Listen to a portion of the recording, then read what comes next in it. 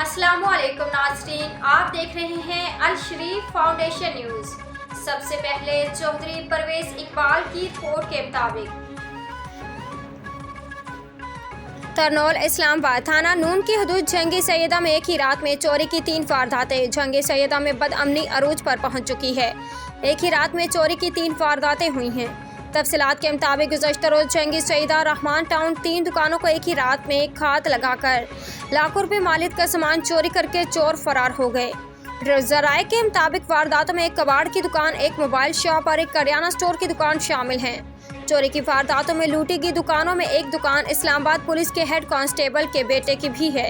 इन वारदातों के खिलाफ दुकानदारों और शहरों के आईजी इस्लामाबाद से अज खुद नोटिस लेने की अपील।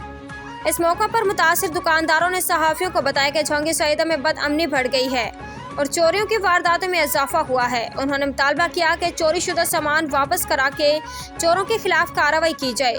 बसूरत दिगर सख्त एहतजाज किया जाएगा। थाना नून के हदूद जंगी सैयदा में चोरी, डकैती, रहजनी, झीना झपटी की वारदातों में दिन ब दिन इजाफा हो रहा है। अवाम नास का कहना है कि थाना नून SHO को फिलफौर तब्दील किया जाए। मज़ीद अपडेट के लिए देखते रहिए अल शरीफ फाउंडेशन न्यूज़।